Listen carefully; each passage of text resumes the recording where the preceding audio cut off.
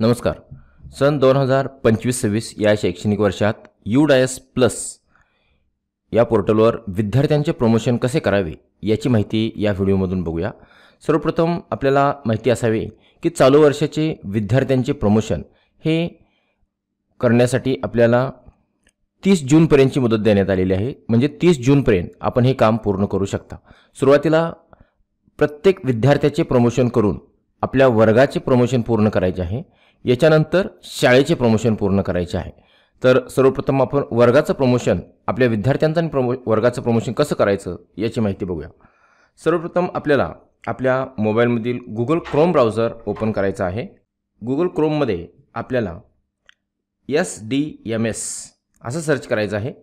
SDMS UDIS plus एवढं जरी search केलं तरी चालण्यासारखं आहे, किंवा UDIS प्लस स्टुडंट मॉड्यूल असं जरी सर्च केलं तरी चालण्यासारखं आहे. SDMS UDIS प्लस किंवा UDIS प्लस स्टुडंट मॉड्यूल या दोन्हीपैकी काहीही वापरून तुम्ही सर्च करू शकता. तुम्हाला अशा पद्धतीने UDIS प्लस SDMS ही साईट ओपन होईल. इथं खाली तुम्हाला सिलेक्ट स्टेटमध्ये महाराष्ट्र निवडायचं आहे आणि त्याच्या समोर असणाऱ्या गो या बटनावर क्लिक करायचं आहे. आता या ठिकाणी युजर ID म्हणून आपल्या शाळेचा UDIS नंबर आणि खाली आपल्या UDIS प्लसचा जो काही पासवर्ड असेल स्टुडंट पोर्टलचा, UDIS प्लसमधील स्टुडंट मॉड्यूलचा जो काही पासवर्ड असेल तो टाकायचा आहे. इथं खाली तुम्हाला कॅप्चा अचूक टाकायचा आहे. आपलं लॉग इन होईल आणि यानंतर इथं 2 वर्ष दिसतील, 2025-26 आणि 24-25. आपण 2025-26 मध्ये असल्यामुळं सध्या या ऑप्शनला क्लिक करायचं आहे तुम्हाला वरच्या.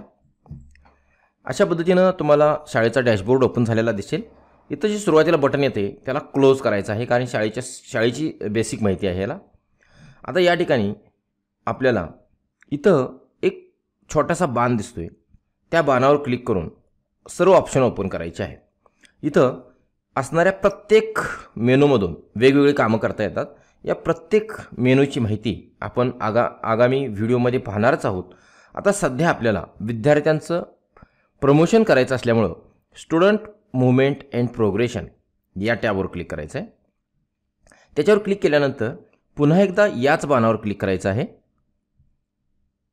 आणि त्याच्यानंतर तुम्हाला प्रोग्रेशन ॲक्टिव्हिटी याच्यावर क्लिक करायचं आहे. थोडीशी स्क्रीन वर घ्यायची आहे. इथं तुम्हाला प्रोग्रेशन मॉड्यूलमध्ये गो या बटनावर क्लिक करायचं आहे. याच्यावर क्लिक केल्यानंतर इथं तुम्हाला तुमची इयत्ता टाकायची आहे. गेल्या वर्षीची इयत्ता टाकायची आहे, ज्या इयत्तेची विद्यार्थ्यांनी परीक्षा दिली. त्याच्यानंतर सेक्शन म्हणजे तुकडी निवडायची आहे आणि त्याच्या खाली असणाऱ्या गो या बटनावर क्लिक करायचं आहे. आता तुमच्या गेल्या वर्षी असणाऱ्या तुकडीतील सर्व विद्यार्थ्यांची नावं इकडे तुम्हाला दिसणार आहेत.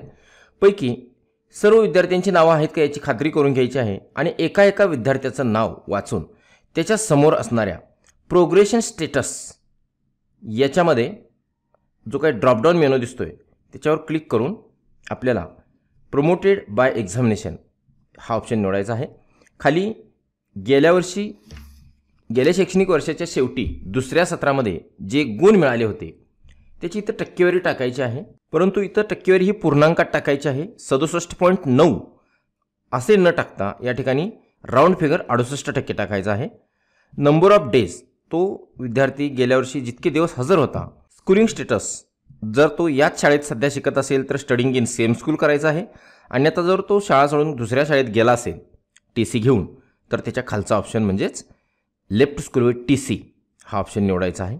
त्याच्यात थोडंसं पुढे यायचं आहे. त्याची इयत्ता 7वी ऑटोमॅटिक आलेली दिसेल. फक्त आपल्याला तुकडी सिलेक्ट करायची आणि याच्यानंतर अपडेट या बटनावर क्लिक करायचं आहे.